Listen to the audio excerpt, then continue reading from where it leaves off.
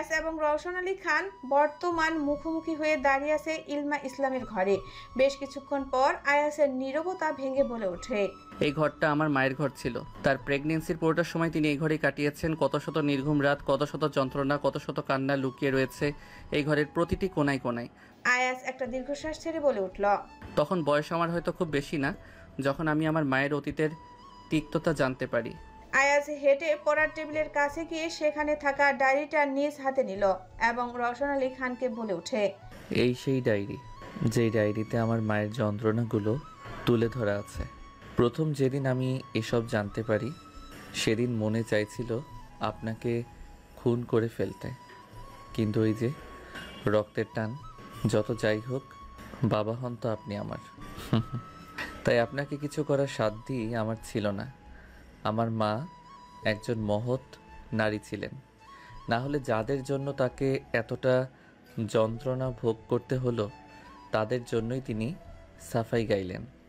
মা ডায়েরিতে লিখে দিয়ে গিয়েছিলেন, ভবিষ্যতে আপনি বা দাদু কেউ যদি আমার কাছে ফিরে আসেন তাহলে আমি যেন আপনাদের ক্ষমা করে দেই। নিয়তি কত নিষ্ঠুর, তাই না? ছোটবেলায় বাবা মায়ের ভালোবাসা পাওয়ার জন্য কতটা ছটফট করেছিলাম। আবরার যখন আপনাকে বাবা বলে ডাকতো তখন আমার কেমন অনুভূতি হতো তা একমাত্র আমি জানি। আয়াজের কথাগুলো শুনে রওশন আলী খান অনুশোচনায় দগ্ধ হয়ে ভারাক্রান্ত মন নিয়ে দাঁড়িয়ে রইলেন। আয়াজ একটা ঢোক গিলে বলে উঠল, ক্ষমা করে দিলাম আপনাকে, কিন্তু ওই নৃশংস অতীতকে কখনোই ক্ষমা করব না। আপনি আমার বাবা, আমি এই সত্য মানি আর না মানি এটা কখনো মিথ্যা হবে না। তাই আজ মায়ের কথার ভিত্তিতে আপনাকে ক্ষমা করে দিলাম। আপনার উপর আমার আর কোনো দাবি নেই। রওশন আলী খান ভাঙা গলায় বলে উঠলেন, আমাকে ইলমার ডায়েরিটা দিবে? হয়তো এই ডায়েরির জোরেই বাকিটা জীবন পার করে দিতে পারবো। আয়াস একবার ডায়েরিতে চোখ বুলিয়ে ডায়েরিটা বাড়িয়ে দিল রওশন আলী খানের পানে। রওশন আলী খান কাপা কাপা হাত দিয়ে আয়াজের কাছ থেকে ডায়েরিটা নিয়ে নিল। সে হাত বুলালো সেই ডায়েরিটাতে। চোখ টইটুম্বুর হয়ে উঠল কারো স্মৃতির তাড়নায়। আয়াস একটা দীর্ঘশ্বাস ফেলে বলে উঠল, বাবা নিচে চলো, সবাই হয়তো অপেক্ষা করছে। আয়াজের মুখে বাবা ডাক শুনে রওশন আলী খানের বুকটা ধক করে উঠল। সে অশ্রু চোখে আয়াজের পানে তাকিয়ে বলে উঠল, আমি কি ঠিক শুনলাম? তুমি আমাকে বাবা ডেকেছো? আয়াজ মলিন হাসলো, আলতো করে জড়িয়ে ধরল রওশন আলী খানকে। তোমাকে শাস্তি দেওয়ার মতো ক্ষমতা আমার নেই। জীবনে না তোমার ভালোবাসা পেয়েছি না মায়ের। মা তো আর আসবে না, কিন্তু তুমি তো আছো। আর যেখানে মা বলেছে সব ভুলে গিয়ে তোমাকে ক্ষমা করে আগলে নিতে, সেখানে আমার আর কিছু কি করার থাকে? এই কয়েকদিন বেশ যুদ্ধ করেছি নিজের সাথে। অবশেষে হয়তো আমি আমার মনকে শান্ত করতে পেরেছি। দোষ না তোমার ছিল না আমার মায়ের। যারা দোষী ছিল তারা শাস্তি পেয়েছে। রওশন আলী খানকে ছেড়ে দিয়ে, কিন্তু তোমার কাছে জীবনের প্রথম একটা আবদার করব। আমাকে কখনো এই বাড়ি ছেড়ে তোমাদের সাথে যেতে বলো না। এটা আমি পারবো না। আমার মায়ের স্মৃতি এই বাড়িতে, তাই মাকে ছেড়ে যাওয়ার সাধ্য আমার নেই। কিন্তু তুমি চাইলে এখানেই থাকতে পারো। রওশন আলী খান নরম কণ্ঠে বললেন, তোমাকে আমি এই বাড়ি ছাড়ার কথা বলবো না। তুমি যেমন আমাকে একটা আবদার করলে, তেমনই ভাবে আমিও একটা আবদার করতে চাই। মানবে আমার সেই আবদারটা? অবশ্যই মানবো, বলো। আমাকে তোমার এই বাড়ির এই ঘরে একটু জায়গা দিবে। ইলমাকে তো হারিয়ে ফেললাম, হাজার কেঁদেও ওকে পাবো না, কিন্তু এই ঘরে ইলমার স্পর্শ রয়েছে, ইলমার স্মৃতি রয়েছে। তাই আমাকে এখানে থাকার অনুমতি দিবে?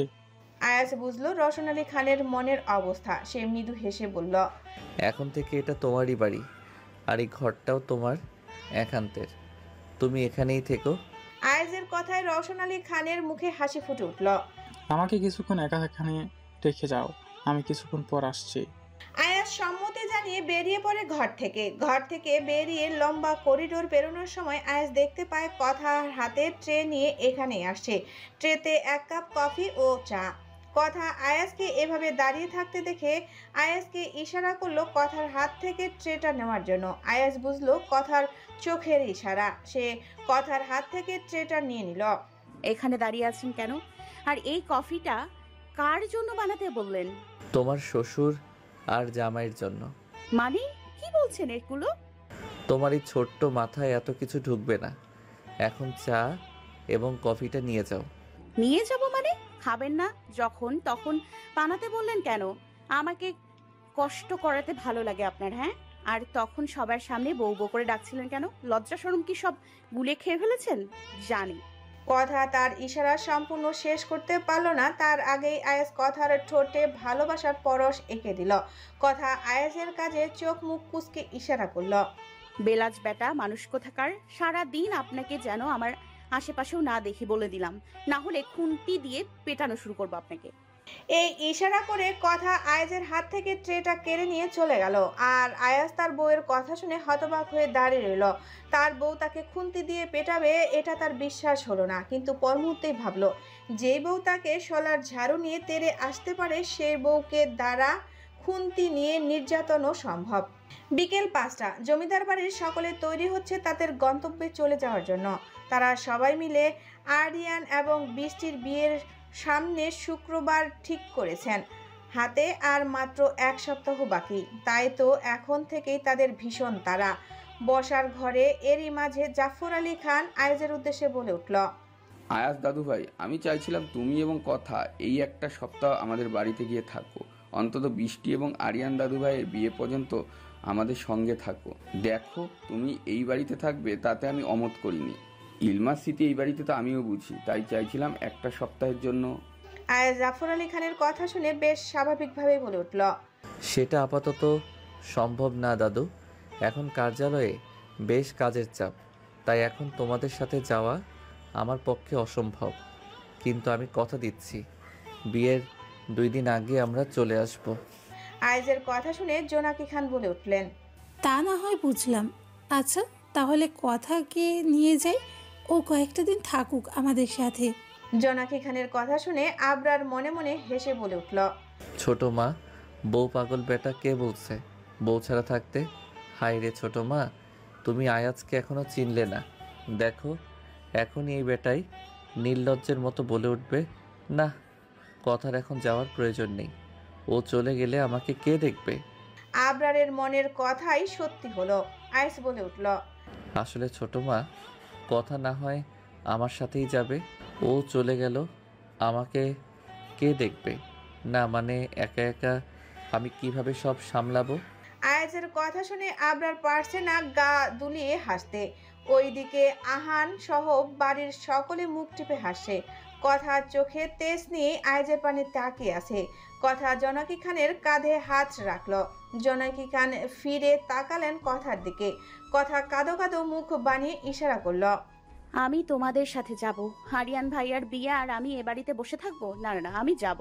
প্লিজ আমাকে নিয়ে যাও। কথার ইশারা উপস্থিত সকলেই বুঝল। সকলের মন গলে গেল কথার ইশারায়। শুধু মন গলল না আয়াজের, সে চোখ মুখ শক্ত করে কথার দিকে তাকিয়ে আছে। ইলিয়াস আলী খান আয়াজের উদ্দেশ্যে বলে উঠল। আজ বাবা, মাত্র কয়েকটা দিনই তো ব্যাপার, কোথা থাকুক কয়েকটা দিন আমাদের সাথে। তোমার কাজ শেষ হওয়ার পরেই চলে এসো। কথা তার রুমে ব্যাগ গুছিয়ে নিচ্ছে, আর তার সামনে আয়াস 2 হাত বুকে গুজে রাখ নিয়ে দাঁড়িয়ে আছে, কিন্তু কথা তাকে পাত্তাই দিচ্ছে না। নীরবতা ভেঙে আয়াস গম্ভীর কণ্ঠে বলে উঠল। তার মানে তুমি ঠিক করে নিয়েছো তুমি ওই বাড়িতে যাবেই যাবে? কথার হাতের কাজটা দেখে আয়াজের পানে তাকালো এবং মাথা নাড়িয়ে সম্মতি জানালো। কথার সম্মতিতে আয়াজের রাগটা যেন আরো বেড়ে গেল। সে ধূপধাপ পা ফেলে কথার কাছে গিয়ে কথার এক বাহু ধরে বেশ রেগেই বলে উঠল। আমাকে পুড়িয়ে কি মজা পাও? হ্যাঁ ঠিক আছে, যেতে চাচ্ছ না? যাও, এই আয়াজ খান কথাকে ছাড়া বেশ ভালো থাকবে। এই বলে আয়াজ ঘর থেকে চলে যায়। কথা আয়াজের চলে যাওয়ার পানে অসহায় চোখে তাকায়। কথা আজ এতগুলো বছর পর তার মাকে নিজের কাছে পেল, তাই তো কয়েকটা দিন জোনাকি খানের সাথে কাটানোর ইচ্ছায় সে যাচ্ছে। কিন্তু এই কথা আয়াজকে বোঝানোর সাধ্য কারো আছে? জমিদার বাড়ি আজ এত বছর পর জমিদার বাড়ি মেতে উঠেছে আনন্দে। জমিদার বাড়ির প্রতিটি কোনায় কোনায় আজ হাসির রোল ভেসে আসছে। বাড়ির গিন্নিরা সকলের জন্য নানান সুস্বাদু খাবার তৈরিতে ব্যস্ত। বসার ঘরে বাড়ির কর্তারা একে অন্যের সাথে মন খুলে কথা বলতে ব্যস্ত। বাড়ির ছোটরা একে অন্যের সাথে হাসি তামাশা করতে ব্যস্ত। জাফর আলী খান আজ মন ভরে সকল কিছু পর্যবেক্ষণ করছেন। তার মনে হচ্ছে আজ বহু বছর পর তার বাড়িটি প্রাণ ফিরে পেয়েছে। কথা এই প্রথম এই বাড়ির সকলের কাছ থেকে ভালোবাসা পেয়েছে, নিজের মা ও বাবার সান্নিধ্য পেয়েছে। আজ যেন তার খুশির অন্ত নেই। কিন্তু এই খুশির মাঝেও তার মনটা কথা না কথাও বেদনার রঙে রঙে আছে। কারণটা হলো আয়াজ। খান ভিলা থেকে চলে আসার সময় আয়াজ একবারও কথার দিকে ফিরে তাকায়নি। পুরোটা সময় অভিমান করেছিল কথার সাথে। আয়াজের এহেন আচরণ দেখে কথার বেশ খারাপ লেগেছে, কিন্তু এত বছর পর মাকে ফিরে পাওয়ার লোভে সে চলে এসেছে। রাত 11টা। কথা নিজের ঘরে ঘুমিয়ে আছে। কিছু সময় পেরোতেই কথা নিজের শরীরের উপর কারো অস্তিত্ব টের পায়। কথা নড়াচড়া করতে চাইছিল, কিন্তু নড়াচড়া করতে পারছিল না। তখনই কথার ঘুম ছুটে যায়। কথা চোখ মেলে বুঝতে চেষ্টা করে আসলে হচ্ছেটা কি।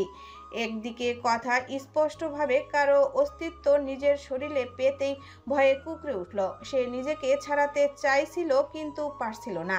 তখনই কথা শুনতে পেল। এভাবে বাইন মাছের মতো লাফালাফি করছো কেন? পরিচিত কারো কণ্ঠস্বর শুনতে পেয়ে কথা বহু কষ্টে এক হাত দিয়ে বিছানার পাশের ল্যাম্প লাইটটা জ্বালালো। হঠাৎ আলোতে কথার চোখ বন্ধ করে নিল। কিছুক্ষণ পর কথা চোখ মেলে নিজেকে আয়েজের বাহুডোরে আবিষ্কার করলো। আয়েজকে দেখে কথা স্বস্তির নিঃশ্বাস নিল। কথা চোখ মুখ কুঁচকে আয়েজকে ইশারা করলো। কি চাই? আয়েজ সেভাবেই কথাকে জড়িয়ে ধরে বলে উঠল। বউকে চাই। কে যেন বলেছিল এই আয়াজ খান কথাকে ছাড়া বেশ ভালো থাকবে। তা কোথায় গেল সেই আয়াজ খান? আয়েজের কথার ইশারা বুঝতে পেরে গা ছাড়া ভাবে বলে উঠল। তো আমি কি মিথ্যা বলেছি নাকি? আর শুনেন মিসেস বেডি, আমি কথার কাছে না, আমার বউয়ের কাছে এসেছি। কোনো সমস্যা আপনার? আয়েজের এহেন কথা শুনে কথা বিরক্ত নিয়ে ইশারা করলো। পাবনা ফেরত মানুষজন। আয়াস কথার ইশারা বুঝলো, কিন্তু এতে সে রাগ করলো না, বরং রাগের পরিবর্তে আয়াস দুষ্টু হেসে বলে উঠল। ও আচ্ছা, তাই? আমি পাবনা ফেরত মানুষজন? তার মানে আমাকে পরোক্ষভাবে পাগল বললে? ঠিক আছে, কোনো সমস্যা নেই। এখন তাহলে এই পাগলের পাগলামিগুলো সহ্য করো, ঠিক আছে বউ? 6 দিন পর জমিদার বাড়িটি আজ যেন নববধূর মতো সেজে উঠেছে। চারিদিকে ঝলমলে আলোর ছটা, রঙিন ফুলের বাহার আর সুগন্ধে পুরো পরিবেশটা যেন মোহময় হয়ে উঠেছে। মনে হচ্ছে শতাব্দী প্রাচীন ঐতিহাস আজ নতুন করে প্রাণ পেয়েছে। জমিদার বাড়ির আনাচে কানাচে আজ যেন আনন্দের সুর বেজে চলছে। কোথাও কোথাও শোনা যাচ্ছে কিশোরীদের হাসির খিলখিল ধ্বনি, কোথাও আবার ব্যস্ত পায়ের ছুট। বাড়ির গিন্নিরা হেসেলের নলক নড়িয়ে নানান রকম পদ তৈরিতে মগ্ন, এবং জমিদার বাড়ির কর্তারা অতিথি আপ্যায়নে আপ্রাণ ব্যস্ত। প্রত্যেকের মুখে যেন এক পরিপূর্ণ আনন্দের দীপ্ত। এখন সন্ধ্যা 7টা। কিছুক্ষণ পর আরিয়ান এবং বৃষ্টির গায়ে হলুদের অনুষ্ঠান অনুষ্ঠিত হবে। জাফর আলী খানের ইচ্ছেতেই বৃষ্টি এবং আরিয়ানের বিয়ের সকল কার্যক্রম একসাথে জমিদার বাড়িতেই সম্পূর্ণ হচ্ছে। এই তো আর কিছু সময় পর গায়ে হলুদের অনুষ্ঠান অনুষ্ঠিত হবে। কথা সারাদিন কাজে ব্যস্ত ছিল। বৃষ্টিকে সাজাতে পার্লারের মেয়েরা এসেছে। পার্লারের মেয়েদের সবকিছু বুঝিয়ে দিয়ে সবে সে তার ঘরে প্রবেশ করলো। কথা ঘরে প্রবেশ করে আলমিরা থেকে গায়ে হলুদের জন্য লেহেঙ্গাটা নিয়ে নিল। বাড়ির মেয়েরা একই রকমের লেহেঙ্গা নিয়েছে। হলুদের মধ্যে সাদা কম্বিনেশন, সাথে ছোট ছোট সাদা পাথরের সমাহার। কথা লেহেঙ্গা নিয়ে ওয়াশরুমে যেতে নিবে, তখনই ঘরে আয়েজের আগমন ঘটল। কথা তাকালো আয়েজের পানে। আয়েজকে ভীষণ ক্লান্ত দেখাচ্ছে। অবশ্য ক্লান্ত দেখানোরই কথা। অফিস কার্যালয় সব সামলিয়ে বিয়ের কাজে হাত দিতে হচ্ছে তাকে। এই 6টা দিন আয়েজের উপর ভীষণ ধকল গিয়েছে। আজ ঘরে এসে ধপ করে বিছানায় শুয়ে পড়ল এবং ক্লান্ত গলায় কথার উদ্দেশ্যে বলে উঠল। বউ, এক গ্লাস ঠান্ডা পানি দাও, ভীষণ তৃষ্ণা পেয়েছে। কথা আয়েজের আবদার শুনে ঘর থেকে বের হয়ে আসলো এবং কিছুক্ষণ পর হাতে 1 গ্লাস ঠান্ডা পানি নিয়ে আসলো। আয়েজ কথার থেকে গ্লাসটা নিয়ে এক নিমিষেই পুরো পানি গলা ধাবন করলো। কথা তার শাড়ির আঁচল দ্বারা আয়েজের কপালের ঘাম মুছে দিতে লাগলো। আয়েজ কথার যত্ন পেয়ে আরো আহ্লাদী হয়ে উঠল। সে কথার কোমর জড়িয়ে মাথা রাখলো কথার বুকে এবং ক্লান্ত গলায় বলে উঠল। ভীষণ ক্লান্ত লাগছে বউ। এই অফিস কার্যালয় বিয়ের কাজ সব একসাথে করে হাঁপিয়ে উঠেছি। কথা বুঝলো আয়াজের মনোভাব। সে আয়াজের থেকে নিজেকে ছাড়িয়ে নিল। শরীরের ক্লান্তি দূর করার জন্য একেবারে গোসল করে আসুন, একটু পর আবার হলুদের অনুষ্ঠানে যেতে হবে। আয়াজ একটা ফোঁস করে শ্বাস ছাড়লো, অতঃপর তটস্থ পায়ে আলমিরা থেকে পাঞ্জাবি পাজামা নিয়ে ওয়াশরুমে চলে গেল। কথার পরনে হলুদ সাদা মিশ্রণের লেহেঙ্গা, সামনে থেকে কিছু চুল নিয়ে পেছনে বাঁধা, গলায় কাঁচা ফুলের মালা, কানে ফুলের দুল, মাথায় ফুলের টিকলি, দু হাতে ফুলের চুড়ি, মুখে হালকা পাউডার, চোখে আইলাইনারের ছোঁয়া, ঠোঁটে হালকা লাল রঙের লিপস্টিক, ভীষণ হালকা সাজ। অবশ্য আজই তাকে হালকা সাজতে বলেছে, কিন্তু এই হালকা সাজেই কথাকে দেখতে বেশ মায়াবী লাগছে। কথা সাজতে সাজতে এতটাই বিভোর ছিল যে দরজায় দাঁড়িয়ে তাকে কেউ পর্যবেক্ষণ করে যাচ্ছে তা সে বুঝতে পারেনি। আয়েজ ধীর পায়ে ঘরে প্রবেশ করলো এবং কথার পিছনে গিয়ে দাঁড়ালো। আয়েজের পরনে তার সাদা পাঞ্জাবি পাজামা, সাথে হলুদ রঙের কোটি, পায়ে নাগরা জুতা, হাতে তার রিসার্চ মাইন্ড নামক ঘড়ি, চুলগুলো খুব সুন্দর করে গোছানো, আয়াজের দু হাত পেছনে বাঁধা। আয়নায় হঠাৎ আয়াজের প্রতিবিম্ব দেখে কথা খানিকটা চমকালো। আয়াজকে এভাবে তাকিয়ে থাকতে দেখে কথা লেহেঙ্গার সাথে ওড়না পিন করতে করতে চোখের ইশারায় আয়াজকে বুঝালো। কি হয়েছে? আয়াজ আয়নায় কথার প্রতিবিম্বর পানে তাকিয়ে বেশ চমৎকার ভাবে হাসলো। অতঃপর তার হাত দুটো পেছন থেকে সামনে এনে হাতে থাকা বেলি ফুলের মালাটা কথার চুলে লাগিয়ে দেওয়ার প্রয়াস করে চলল। কথা প্রসন্ন হয় আয়াজের কাজে। আয়াজ কথার প্রতিটি ইচ্ছে, প্রতিটি খামতি পূরণে সর্বদা সজাগ থাকে। এই যে কিছুক্ষণ আগে কথার মনে ইচ্ছে জাগলো চুলে বেলি ফুলের মালা গাঁথার, কথার ভাবতে দেরি, কিন্তু আয়াজের কথার ইচ্ছে পূরণ করতে দেরি হয়নি। আয়াজ সুন্দর করে বেলি ফুলের মালাটা কথার খপায় গেঁথে দিল। কথা আয়নায় ইশারায় আয়াজকে জিজ্ঞেস করলো, সুন্দর লাগছে আমায়? আয়াজ কথাকে তার দিকে ঘুরিয়ে এনে কথার দু গাল আগলে ধরে কথার কপালে একটা ভালোবাসার পরশ এঁকে দিল। অতঃপর কথার চোখে গম্ভীর দৃষ্টি ফেলে নেশাময় কণ্ঠে বলে উঠল, তুমি শুধু সুন্দর নও, তুমি তো সেই সৌন্দর্য যাকে দেখে মানুষ বিধাতার অস্তিত্বকে বিশ্বাস করতে বাধ্য। বেশ জাঁকজমকপূর্ণ ও আনন্দের সহিত আরিয়ান ও বৃষ্টির গায়ে হলুদের অনুষ্ঠান সম্পূর্ণ হয়। পুরো অনুষ্ঠানে আরিয়ানকে দেখে বোঝার উপায় নাই যে সে এই বিয়েটা শুধুমাত্র দায়িত্ব থেকে করছে, ভালোবাসি নয়। বৃষ্টি ভীষণ পুলকিত আরিয়ানের এহেন আচরণে। শুক্রবার আজ আরিয়ান এবং বৃষ্টির বিয়ে। বৃষ্টিকে তার ঘরে পার্লারের মেয়েরা সাজিয়ে দিচ্ছে। বৃষ্টির পরনে লাল রঙের বেনারসি শাড়ি, বৃষ্টির গায়ের রং হলদে সাদা, তবুও লাল রঙের শাড়িটা যেন তার গায়ে বেশ ফুটে উঠেছে। দু হাত ভর্তি আরিয়ানের নামে মেহেদি এবং লাল রঙের চুড়ির সমাহার, চুলগুলোর মাঝে সিথি করে হালকা ফুলিয়ে খোপা করা, খোপাটা লাল রঙের তাজা গোলাপ দিয়ে মোড়ানো, গলায় ভারী গহনা, কানে গহনার সহিত ঝুমকো, মুখে বিয়ের সাজ, সব মিলিয়ে বৃষ্টিকে বেশ মায়াবী লাগছে। পার্লারের মেয়েদের সাজানোর পরপরই বৃষ্টির ঘরের দরজায় করাঘাতের আওয়াজ শোনা যায়। ঘরে বৃষ্টি সহ উপস্থিত সকলে তাকালো দরজার পানে। দরজায় আরিয়ান খয়েরি রঙের শেয়ারনির সাথে সাদা রঙের পায়জামা, পায়ে নাগরা জুতো পরে বর সেজে দাঁড়িয়ে আছে। আরিয়ানকে দেখে বৃষ্টির ভেতরটা ধকধক করতে লাগলো। হঠাৎই পৃথিবীর সকল লজ্জা বৃষ্টিকে ঘিরে ধরলো। আরিয়ান একবার সকলের পানে তাকিয়ে বলে উঠল, আপনারা কিছু সময়ের জন্য বাইরে যান, বৃষ্টির সাথে আমার কিছু কথা আছে। আরিয়ানের বলায় সকলে ঘর থেকে বের হয়ে আসলো। আরিয়ান ধীর পায়ে বৃষ্টির দিকে এগোতে লাগলো। বৃষ্টি আরিয়ানকে ঘরে প্রবেশ করতে দেখে মাথা নিচু করে রেখে বসা থেকে উঠে দাঁড়ালো। আরিয়ান ধীর পায়ে হেঁটে বৃষ্টির মুখোমুখি হয়ে দাঁড়ালো। আরিয়ান তাকিয়ে থাকে বৃষ্টির পানে। আরিয়ানের কাছে বৃষ্টিকে ভীষণ মিষ্টি লাগছে, কিন্তু হঠাৎই আরিয়ান তার বুকে কিছু হাহাকার অস্তিত্ব টের পায়।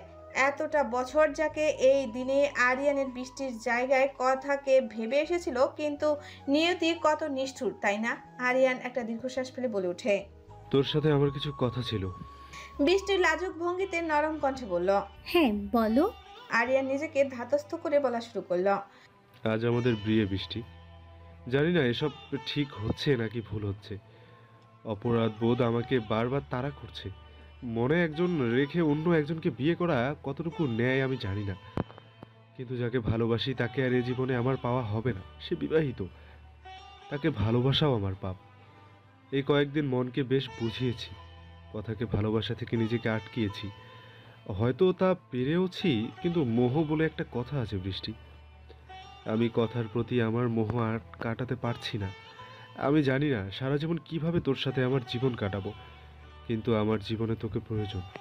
তুই আমাকে স্বার্থপর ভাবতে পারিস, কারণ আমি নিজের ভালো থাকার জন্য তোকে আমার জীবনে জড়াতে চাইছি, কিন্তু আমি নিরুপায় বৃষ্টি। তোকে আমি এগুলো আগেও বলেছিলাম, কিন্তু আজ বিয়ের আগ মুহূর্তে কথাগুলো পুনরায় বললাম। তোর মনে যদি আমাকে নিয়ে বা এই বিয়ে নিয়ে কোনো সংশয় থেকে থাকে, তাহলে এখনো সময় আছে, তুই বিয়েটা ভেঙে দিতে পারিস। তোর উপর আমার কোনো জোর নেই। কথাগুলো বলে থামলো আরিয়ান। বৃষ্টি এতটা সময় আরিয়ানের কথাগুলো মন দিয়ে শুনলো, বোঝার চেষ্টা করলো। অতঃপর সে মাথা উঠিয়ে আরিয়ানের চোখের পানে তাকালো এবং দৃঢ়তার সাথে বলা শুরু করলো। আমি তোমাকে ভালোবাসি আরিয়ান ভাইয়া। তুমি যেমন, আমি তোমাকে তেমনইভাবে ভালোবাসি। আমার জন্য তুমি নিজেকে পরিবর্তন করো না, তার কোনো প্রয়োজন নেই। তবে তুমি চাইলে আমি নিজেকে পরিবর্তন করে নিব। আমার বিশ্বাস আছে আরিয়ান ভাইয়া, একদিন তুমি নিজ মুখে বলবে তুমি আমাকে ভালোবাসো। আমি সেদিন পর্যন্ত অপেক্ষা করব। আর চিন্তা করো না, ভবিষ্যতে এই নিয়ে আমি তোমাকে কোনোরূপ দোষারোপ করব না। ভালোবাসার মানুষকে শুধু ভালোবাসা চাই, দোষারোপ করা যায় না। আরিয়ান বৃষ্টির চোখে তার জন্য দৃঢ় ভালোবাসার ছায়া দেখতে পেল। ঠিক আছে, তাহলে তাহমিনা খান বৃষ্টি থেকে মিসেস আরিয়ান খান হওয়ার জন্য প্রস্তুত হয়ে যা। নিশুতি রাতের নিস্তব্ধতায় চারপাশ জুড়ে ভেসে বেড়াচ্ছে ঝিঝি পোকার একটানা সুর। হিমেল বাতাসে মনকে ছুঁয়ে যাচ্ছে নিঃশব্দে, যেন কোনো অদৃশ্য সান্ত্বনার পরশ। আকাশে থালার মতো এক ফালি গোল চাঁদের দেখা মিলছে। চাঁদের মৃদু আলোয় স্নিগ্ধ হয়ে উঠেছে প্রকৃতির প্রতিটি কোণা। চারিদিকে যেন এক স্বপ্ন ঘেরা শান্তির আবরণ ছড়িয়ে আছে। নির্জনতা নীরবতার রূপে এ যেন অপূর্ব মিলন। সেই মনোমুগ্ধকর নিশুতি পরিবেশে ব্যালকনির দোলনায় নিশ্চুপ হয়ে কথার কোলে মাথা রেখে শুয়ে আছে আয়াস। কথার কোমল হাতের ছোঁয়ায় আয়াজের চুলে বয়ে যাচ্ছে ধীরে ধীরে। কথার ভালোবাসার প্রতিটি ছোঁয়া আয়াজের হৃদয় ভরে উঠছে অপার শান্তিতে। চাঁদের আলোয় ভেসে আসা এই দৃশ্য ঠিক যেন কোনো স্নিগ্ধ স্বপ্নের ছবি। নীরব ভালোবাসা, নিঃশব্দ প্রতিশ্রুতি ও অপূর্ব এক মায়াময় মুহূর্ত। কথার এক হাত আয়াজের চুলের ভাঁজে, অপর হাত আয়াজের শক্তপোক্ত হাতের মুঠোয় বন্দী। বেশ কিছুক্ষণ পর আয়াজ মুঠো করে নেওয়া কথার হাতে একটা ভালোবাসার পরশ এঁকে দিয়ে গেয়ে ওঠে। मेरे लम्हों में तेरा असर है, मेरे ख्वाबों में तेरा बसर है, मेरे रातों की रूही शेहर है। কথার হাতে ভালোবাসার পরশ এঁকে। ए इश्क की जान मुझे कुर्बान अपनी अता कर, ज़रा इश्क में अपनी फना कर, कभी होना जुदा ये दुआ कर, ए इश्क ये जान। কথা চোখ বুজে অনুভব করছিল আয়াজের গাওয়া প্রতিটি লাইন। গান শেষে কথা এক অভনীয় কাজ করে বসলো। কথা মাথাটা নিচু করে আজ নিচ থেকে আয়াজের কপালে ভালোবাসার পরশ এঁকে দিল। আয়াজ চোখ বুঝে অনুভব করতে থাকলো কথার ভালোবাসার স্পর্শ। কিন্তু প্রকৃতির কাছে হয়তো আয়াজ এবং কথার এই ভালোবাসার মুহূর্ত নিয়ে ঈর্ষা জাগলো। তাই তো হঠাৎই আয়াজের মোবাইলটা কর্কশ আওয়াজে বেজে উঠল। মোবাইলের আওয়াজে আয়াজের মুখ থেকে বিরক্তিতে চ জাতীয় শব্দ বের হয়ে আসলো। আয়াজ কথার কোল থেকে মাথা উঠে বসলো। পাশের টেবিল থেকে মোবাইলটা নিজের হাতে নিয়ে মোবাইলের স্ক্রিনে চোখ বুলালো। তখনই সেথায় আবরারের নাম দেখতে পেল। আয়াজ বেশ বিরক্ত ভঙ্গিতে আবরারের ফোন ধরলো। আয়াজ আবরারকে তিক্ত কিছু বলতে যাবে, তার আগেই সে ফোনের ওপাশ থেকে এমন কিছু শুনতে পেল যার ফলে আয়াজের মুখের বিরক্তির পরিবর্তে ভর করলো একরাশ দুশ্চিন্তা। কথা কিছুটা ভরকালো আয়াজের মুখভঙ্গি দেখে। সে উৎসুক হয়ে তাকিয়ে রইল আয়াজের পানে। আয়াজ ফোনে শুধু এতটুকুই বলল, তুই অপেক্ষা কর, আমি আসছি। এই বলে আয়াজ ফোনের সংযোগ বিচ্ছিন্ন করে পরনের ট্রাউজারে ফোন ঢুকিয়ে বসা থেকে দাঁড়াতে দাঁড়াতে কথার উদ্দেশ্যে বলে উঠল, আমার একটা ভীষণ গুরুত্বপূর্ণ কাজ পড়ে গেছে বউ, আমার এখনই যেতে হবে। চিন্তা করো না, আবরার এবং আহানও আমার সাথে যাবে। কথার কপালে দীর্ঘক্ষণ ভালোবাসার পরশ এঁকে দিয়ে। তুমি রাগ করো না বউ, তুমি এক কাজ করো, তুমি নূপুরের ঘরে চলে যাও, আজ রাত সেখানেই থাকো। নূপুর একা, আজ হয়তো আমরা বাসায় নাও আসতে পারি।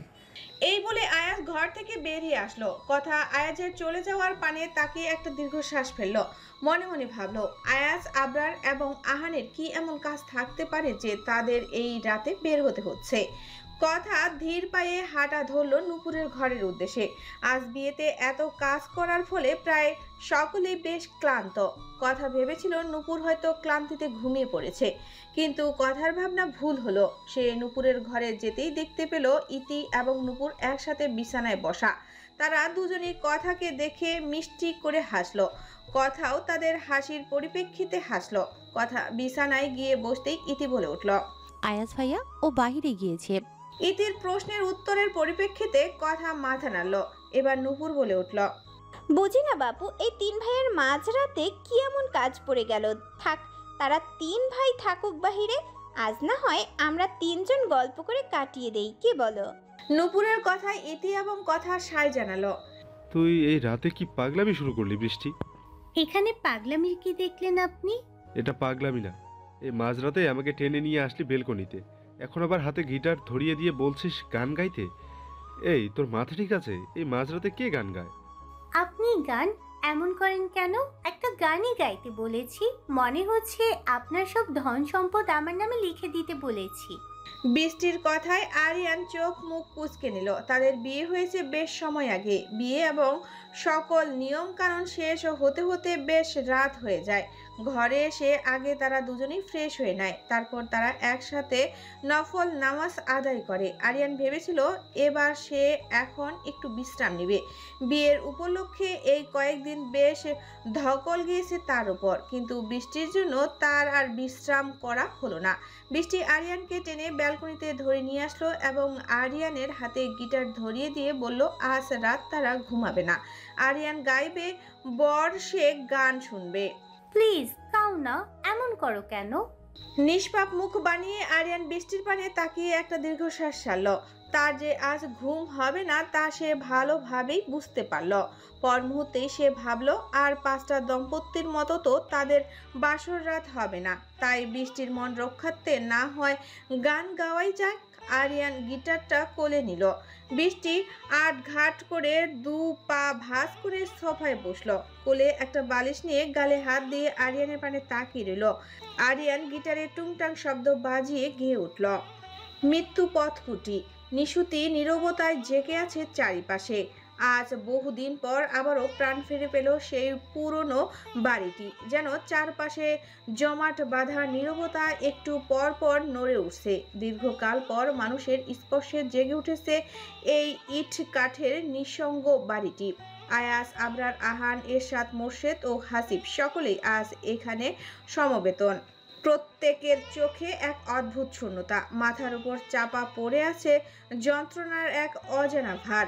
নীরবতা ভেঙে আয়াস গর্জে উঠল, এত এত নিরাপত্তার মাঝে ওই শালা পালিয়ে গেল কিভাবে? তোরা তখন কি করছিলিস? মন তো চাচ্ছে সব কয়টার ভবলীলা সাঙ্গ করে দেই। শালা অকর্মার ঢেকিগুলো সব আমার কপালে জুটেছে। এরশাদ, মোর্শেদ আর হাসিব, তোদের বলেছিলাম না যে ওই পুলিশগুলো যত টাকা চাই দিবি, যেন 1 মাসের আগে ওই জামশেদ চৌধুরী রিমান্ড থেকে ছাড়া না পায়? বলেছিলাম না? তাহলে ও পালালো কিভাবে? বল কিভাবে পালালো? এরশাদ, মোর্শেদ ও হাসিফ জড়সড় হয়ে এক কোণে দাঁড়িয়ে আছে। তারা বেশ বুঝতে পারছে আইজের রাগের পরিমাণ ঠিক কতটুকু। ভাইয়া, এখন রাগারাগি করে কিছু হবে না। এর থেকে আমাদের উচিত জামশেদ চৌধুরীর খোঁজ করা। রিমান্ডের 15 দিন পর আমার জানা মতে ওর শরীরে এতটাও শক্তি থাকবে না যে ও দূরে কোথাও যাবে। তোর কথা যুক্তি আছে আহান, কিন্তু আমরা এখন একা নই, আমাদের সাথে আমাদের পুরো পরিবার জড়িত। এই সময় জামশেদ চৌধুরীকে এতটা হালকাভাবে নেওয়া একদম উচিত না। ওরা তো সহজে জেল থেকে পালায়নি, নিশ্চয় ওকে কেউ সাহায্য করেছে। আয়াস চোখ বন্ধ করে নিজেকে শান্ত করার প্রয়াস চালিয়ে যাচ্ছে। কিছুক্ষণ পর আয়াস, এরশাদ, মোর্শেদ ও হাসিবের পানে তাকিয়ে কঠিন গলায় বলে ওঠে, যত দ্রুত সম্ভব ওই জামশেদ চৌধুরীকে আমার সামনে দেখতে চাই আমি। আমি জানি না তোরা কিভাবে কি করবি, কিন্তু আমি জামশেদ চৌধুরীকে আমার চোখের সামনে দেখতে চাই, মানে চাই। না হলে তোদের তিনজনের সাথে যে আমি কি করব তা আমি জানি না। এই বলে আয়াজ ঘর থেকে বের হয়ে আসলো। আবরার তিনজনের দিকে তাকিয়ে বলে উঠল,